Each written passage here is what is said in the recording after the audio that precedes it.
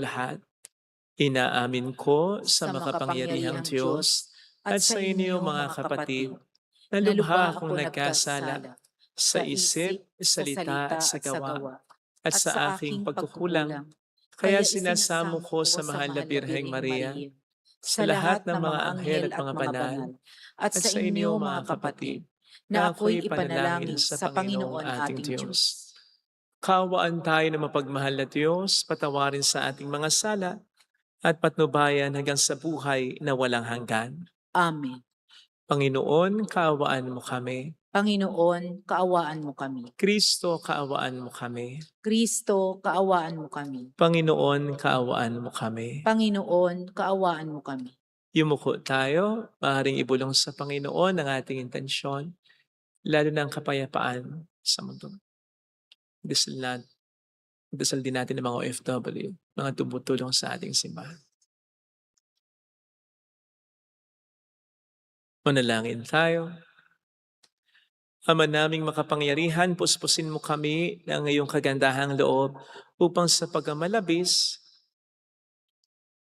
kami laging tumalikod at sa mga utos mo kami laging makasunod sa iyong patnubay at pagtataguyod.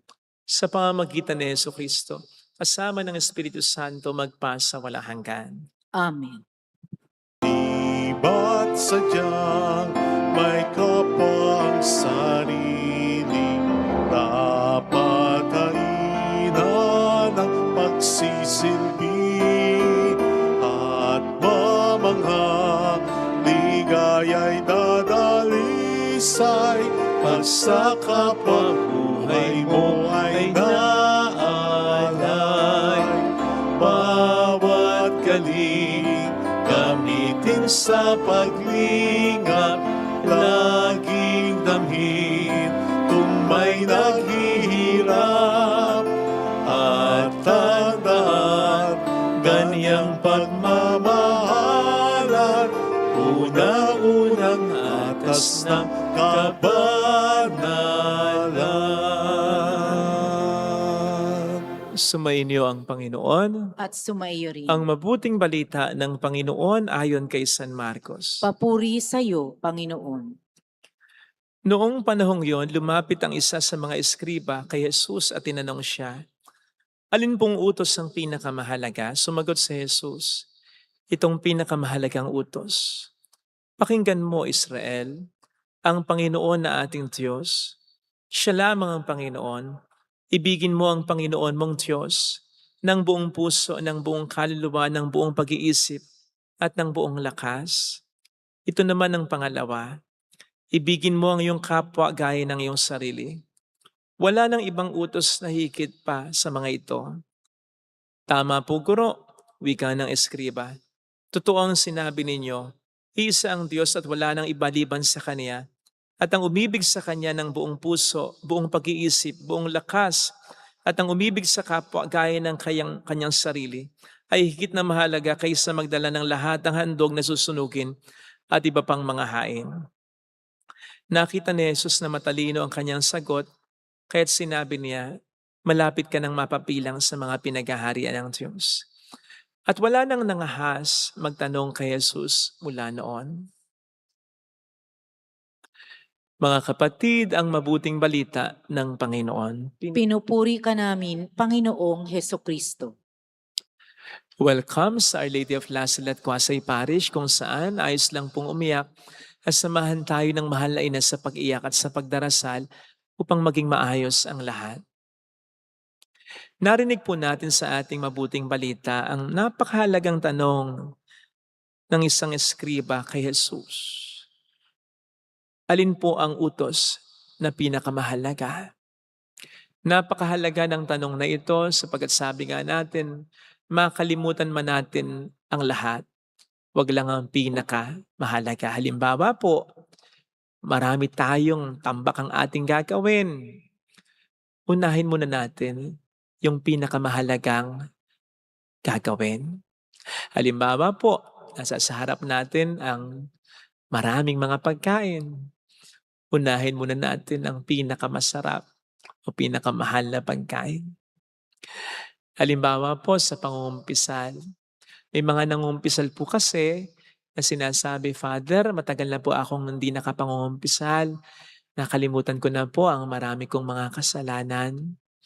Isa sa mga lagi kong sinasabi, kung puwede lang isipin, pakaisipin yung mga seryoso nilang mga pagkakasala. Because you see, talagang limitado ang ating isipan, ang ating kakayanan, ang ating pangunawa sa lahat ng pagkakataon maging ang ating panahon. Hindi talaga natin maalala, maayos, ma-accomplish ang lahat. Pero hindi man natin magawa ang lahat. Wag lang nating ma-miss ang pinakamahalaga sa lahat. Kaya ako sinabing napakahalaga ng tanong ng eskribang ito sa Panginoon. Dahil ang mga Hudyo at that time, kahit naman hanggang sa ngayon, ay napakaraming mga utos. Pupwedeng hindi talaga masunod ng isang Hudyo lahat ng utos na yon. Kaya napakahalaga yung tanong na, ano ba ang pinakamahalaga? Hindi man magawa ang lahat, magawa man lang ang pinakamahalaga sa lahat.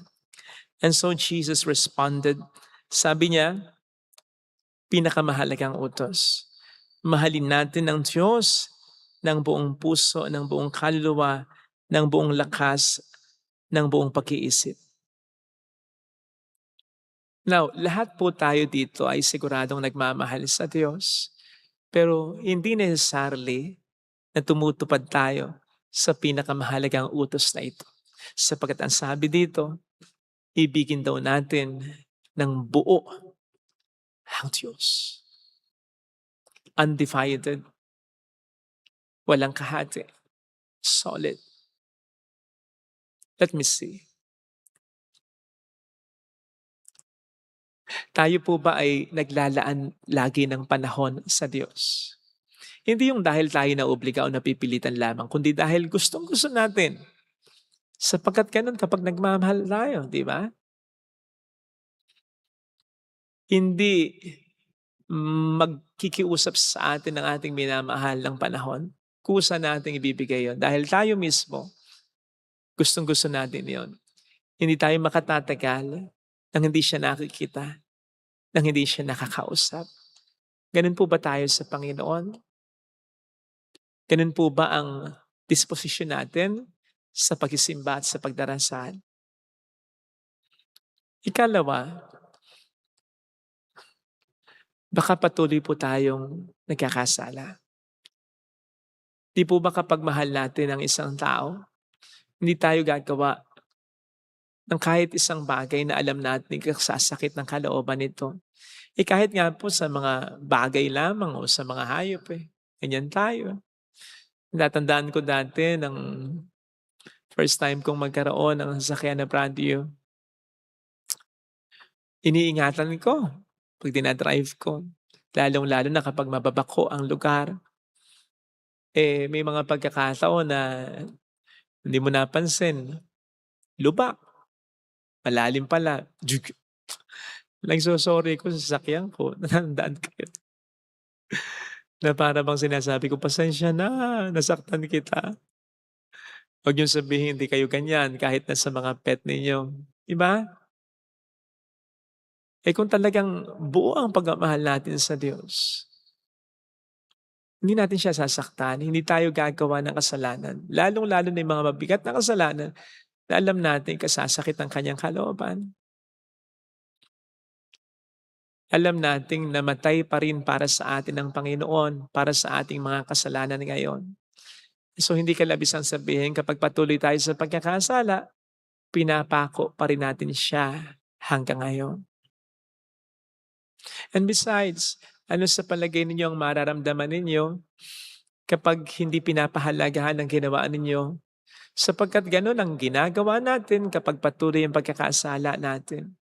Hindi natin binibigyan ng halaga ang ginawang pagliligtas ng Panginoon sa atin.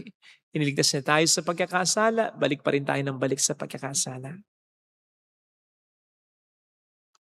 And then, minamahal ba natin siya ng higit sa lahat?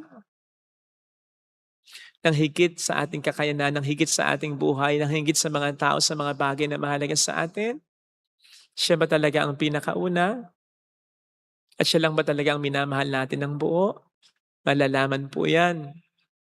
Oras na mawala ang mga mahalagang bagay o tao sa buhay natin, kapag nawala na ang pera natin, nawala na ang posisyon natin na pinakamamahal, pinakaiingatan natin, kapag nagkasakit na tayo ng malubha o ang mahal natin, kapag namatayan tayo o kapag sinabi sa atin ng doktor, iilang buwan na lang ang itatagal ng buhay natin. Malalaman po yan kung talagang solid ang pagmamahal natin sa Diyos. Sapagkat kung talagang solid ang pagmamahal natin sa Diyos, will be like Job. Pupurihin, mamahalin, sasampalatayanan pa rin natin siya sa kabila ng isang mabigat na problema. Doon natin maunawaan na pinakamamahal natin siyang talaga.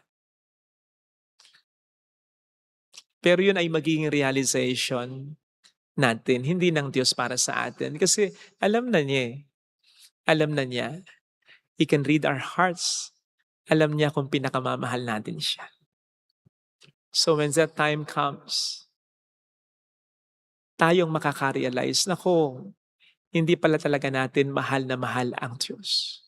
Pero sana when we realize that, may panahon pa para tayo makabangon pa, makabawi pa. Kaya sana wag na po natin hintayin yung pagkakataon yun. Ngayon pa lang, let us be more in love with God. Hayaan nating mas mahulog ang ating loob sa Kanya. Mahalin na po natin siya talaga. Maglaan na tayo lagi willingly ng panahon para sa Kanya. Iwasan na natin ang magkasala. Unahin na natin lagi siya sa ating buhay. And when that happens, kapag siya'y talagang minahal natin ng buo, we will realize na ang utos na ito ay hindi para sa Kanya, kundi para sa atin pa rin. Sapagkat mawawala naman talaga ang lahat sa buhay natin. Pero kapag ang Diyos ay tunay na mahal natin, we'll be fine. We'll be fine. We will definitely be fine sa kabila ng mga matinding problema na ating maranasan. Ito sana ang hiling nating biyaya sa ating banal na pagdiriwang. Ilagay natin ang ating kanang kamay sa tapat ng ating puso.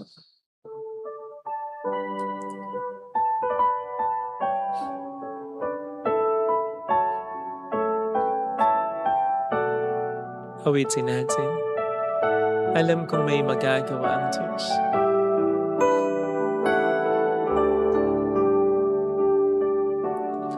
Alam kong may magagawa ang Diyos.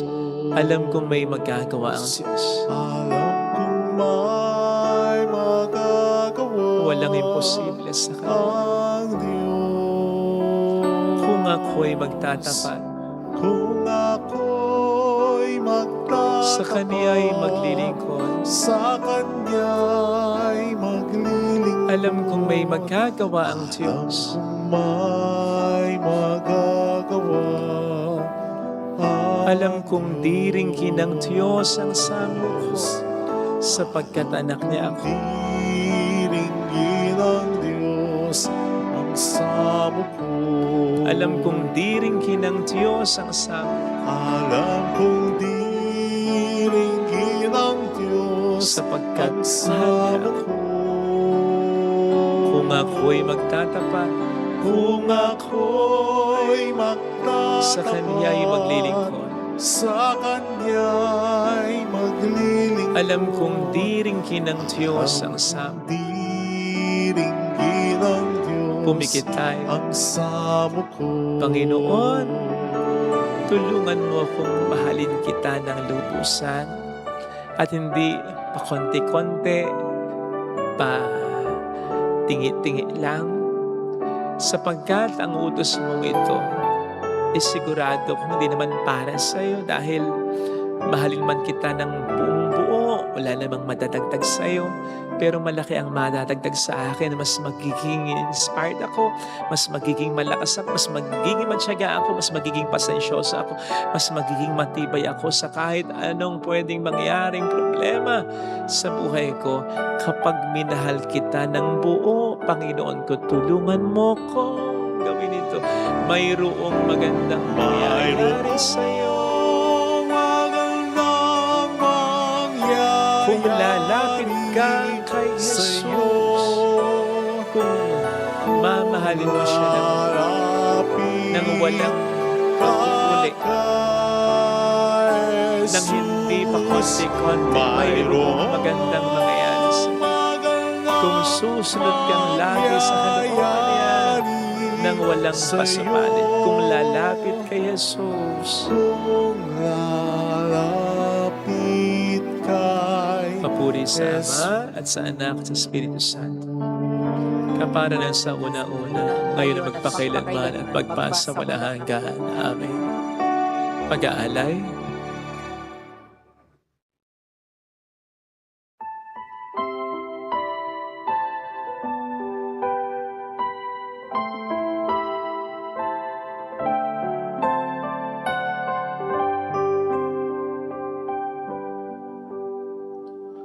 Aming hatid sa harap ng altar, mga pagpapalang nagmula sa'yo, Ama. Pasasalamat sa biyayang natanggap, pagpupuri sa iyong harapan. Tanggapin ang aming alay, ang alak at tinapay, at pagsaluhan ng munting handog, ang tinapay ng buhay at kalis ng kaligtasan.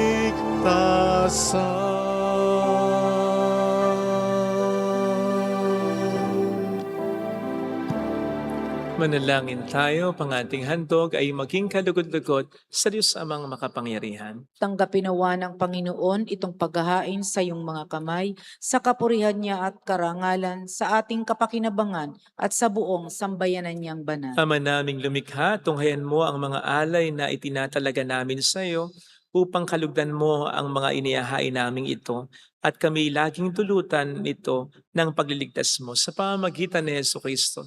Kasamang Espiritu Santo magpa sa walang hanggan. Amen. Sumainyo ang Panginoon. At sumaiyo rin. Itaas sa Diyos ang inyong puso at diwa. Itinaas na namin sa Panginoon. Pasalamatan ang Panginoong ating Diyos. Marapat na siya ay pasalamatan. Ama naming makapangyarihan, tunay ngang marapat na ikaw ay pasalamatan sa pamamagitan ni Jesucristo na aming Panginoon. Minarapat mo ang pagtitiis para sa naghihirap ay maging tagapagpahiwatig ng pasalamat na aming inihahain ngayon sa iyong hapag. Ang iyong anak ay ulirang tagapagbigay ng pagkasaluhan sa mga nagugutom at nauuhaw. Sa pagsunod namin sa giliw mong anak, ang pagkamawain mo ay aming ginaganap upang ang pag-iimbot ay mapawing lahat sa aming pag-uugali at gawaing binabalak. Kaya kaisa ng mga anghel na nagsiawit ng papuri sa iyo ng walang humpay sa kalangitan, kami nagbubunyi sa iyong kadakilaan. Santo, Santo, Santo, Panginoong Diyos ng mga hukbo, napupuno ang langit at lupa ng kadakilaan mo.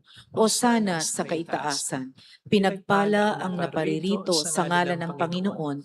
O sana sa kaitaasan. Ama naming banal, ikaw ang bukhal ng tanang kapanalan. Kaya't sa pamamagitan ng iyong Espiritu, gawin mong banal ang mga kaloob na ito upang para sa amin ay maging katawan at dugo ng aming Panginoong Hesukristo. Bago niya pinagtiis ang kusang loob na maging handog, Hinawakan niya ang tinapay, pinasalamatan kaniya, pinaghati-hati niya iyon, iniabot sa kaniyang mga alagad at sinabi, "Tanggapin ninyong lahat ito at kanin. Ito ang aking katawan na ihahandog para sa inyo."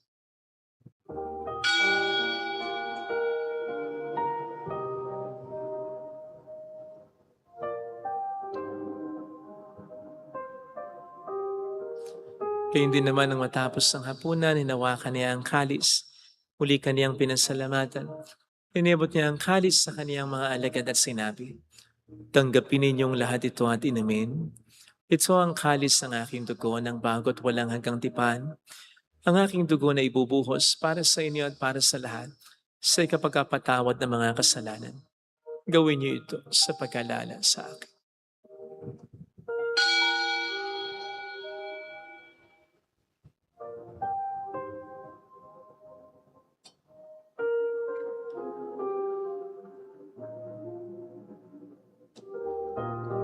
Ang misteryo ng ating pananampalataya. Si Kristo'y namatay, si Kristo'y nabuhay, si Kristo'y babalik sa wakas ng panahon. Ama, ginagawa namin ngayon ang pag-alaala sa pagkamatay at muling pagkabuhay ng iyong anak. Kaya inialay namin sa iyong tinapay ng buhay, ng kalis ng kaligtasan. Kami nagpapasalamat dahil kami iyong minarapat na tumayo sa harap mo para maglingkod sa iyo. Sinasamo namin kami na magsasalo sa katawan at dugo ni Kristo ay mabuklod sa pagkakaisa sa pamamagitan ng Espiritu Santo. Ama, lingapin mo ang iyong simbahang laganap sa buong daigdig. Puspusin mo kami sa pag-ibig. Kaisa, ni Leon na aming Papa, ni Janice na aming Obispo at ng Tanang Kaparian. Alalahanin mo mga kapatid naming nahimlay nang may pag-asang sila'y muling mabubuhay, lalo ng aming mga ipagdarasal. Kaawaan mo sila at patuloyin sa iyong kaliwanagan.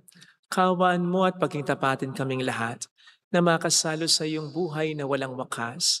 Kaysa ang mahal na Birhen ng Lasalet, ang ina ng Diyos, San Jose ang kabiyak ng kanyang puso, lahat ng mga banal na namuhay dito sa daigdig ng kalugod-lugod sa iyo. May pagdiwang nawa namin na pagupuri sa ikararangal mo sa pamamagitan ng iyong anak na aming Panginoong Heso Kristo. Sa pamagitan ni Kristo, kasama niya at sa Kanya, ang lahat ng parangal, papuri ay sa iyo, Diyos amang makapangyarihan, kasamang Espiritu Santo magpasawalang hanggan.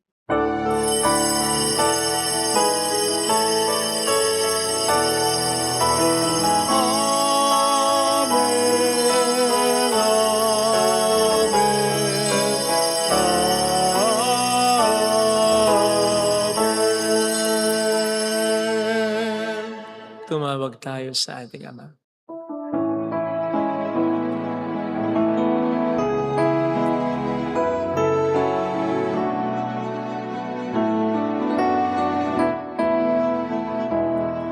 Ama namin, sumasalangit ka, sambahin ang ngalan mo, mapasa amin ang kaharian mo, sundin ang loob mo dito sa lupa para sa langit. Bigyan mo kami ngayon ng aming kakanin sa araw-araw, at patawarin mo kami sa aming mga sala para ng pagpapatawad namin sa nagkakasala sa amin.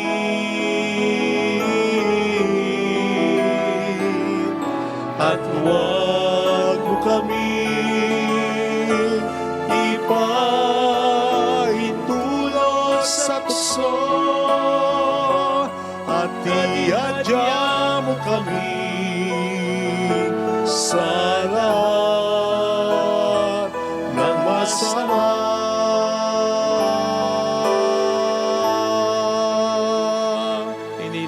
kami adya sa lahat ng masama, pagkalooban ng kapayapaan na araw-araw iligtas sa kasalanan, samantalang aming pinaghahandaan ang dakilang araw ng pagkapahayag ng tagapagligtas naming si Heso Kristo. Sapagkat iyo ang kaharian, ang kapangyarihan at ang kapurihan magpakailanman. Amen. Panginoong Heso Kristo, sinabi mo noon, sinasabi mo rin sa amin ngayon, kapayapaan ang iniiwan ko sa inyo, ang aking kapayapaan ang binibigay ko.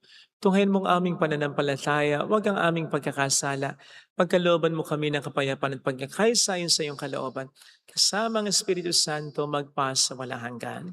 Amen. Ang kapayapaan ng Panginoon ay sumainyo daw ang lahat. At sumaiyo rin. Magbigayan tayo ng kapayapaan sa isa't isa. Kapayapaan po. Peace be with you.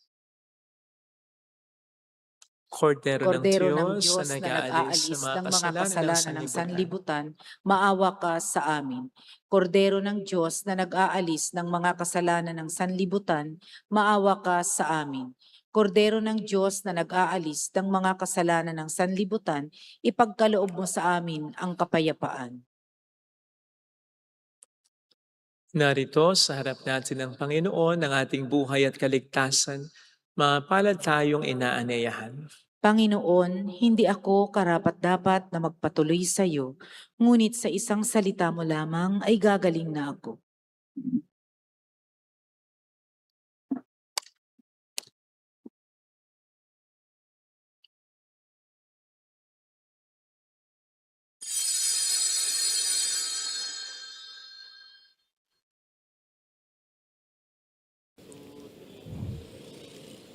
Panalangin para sa espiritual na pakikinabang.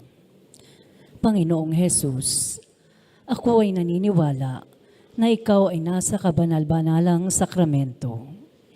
Iniibig kita ng higit sa lahat at ninanasa kong tanggapin ka sa aking kaluluwa. Sapagkat sa mga sandaling ito, hindi kita matatanggap sa sakramento. Tumuloy ka sa espiritu sa aking puso. Niyayakap kita na para bang naririto ka na. Inaalay ko ng buong buo ang aking sarili sa iyo. Huwag mong hayaang mawalay ako sa iyo. Amen.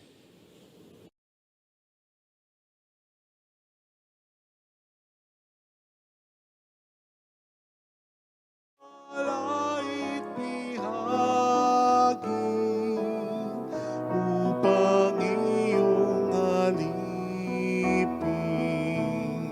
manatili sa pag-ibig mo, Panginoon.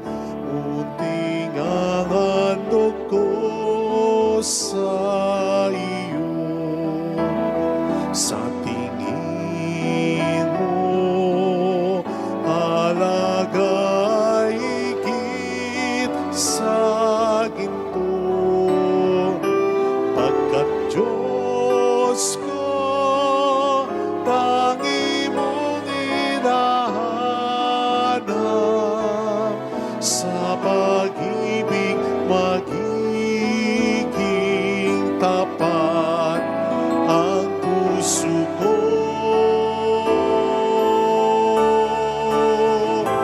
Pagkat Diyos ko, tangi mong hinahanap, sa pag-ibig magiging tapat ang puso ko.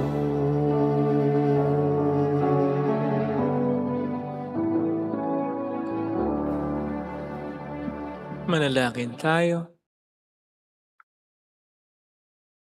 Ama naming mapagmahal, padaluin mo sa buo naming katauhan ang iyong ginaganap para sa aming kapakanan upang sa pag-asalo namin sa pakikinabang ang ganap mong pagliligtas sa aming makamtan sa pamamagitan ni Heso Kristo. Kasama ng Espiritu Santo magpasa walang hanggan. Amen. Holy God, Holy Mighty One, Holy Immortal One. Have mercy on us and on the whole world. Holy God, Holy Mighty One, Holy Immortal One. Have mercy on us and on the whole world. Holy God, Holy Mighty One, Holy Immortal One. Have mercy on us and on the whole world. Jesus, King of Mercy, We trust in you. alalahanin. Alalahanin, O mahal na Birhen ng Lasalet, ina ng pag-asa, ikaw ang nagpaalala sa aming magbalik loob sa Ama. Ito ang nagpapatunay na ang kagandahang loob mo'y nanatiling busilak. Sa pag-aaruga mo sa amin, tungkulin mo'y tinupad. Sa paanan ni Kristo'y itinuring mo kaming mga tunay mong anak, kaya ninais mong ni Isay wag mapahamak. Maging sa iyong walang tigil na pananalangin, pati luhay pumatak. Huwag namang mawala ng saysay ang iyong paghihirap. Hiling nawa namin sa iyo, o aming inang liyak, na matapos ang pakikibaka namin sa mundong ito at sa pananatili naming tapat kay Kristo, sa kapurihan mo'y makibahagi kaming ganap, upang kung nasaan ka ngayon ay maparoon din kaming lahat, at ang kaganapan ng kaluwalhatian ng Diyos Amay tuluyang matupad, siya Mahal nawa. na Birhen ng Lasalet, tagapagkasundo ng mga makasalanan. Ipanalangin mong walang patid kaming mga dumudulog sa iyo. Marami pong salamat sa inyong pakikiisa at sa mga tulong na binibigay ninyo. Nagiging dahilan para makatulong din po tayo sa iba. Lalo na ngayong mahirap ang buhay. Salamat po sa tiwala. Patuloy po nating pagdasal ang kapayapaan sa mundo. Sumayin niyo ang Panginoon. At sumaiyo rin. Palain kayo kasama ang ating pamilya na mapagmahal na Diyos, ng Ama at ng Anak at ng Espiritu Santo. Amen. Umayo tayo sa kapayapaan ni Kristo. Salamat sa Diyos. Salamat din po.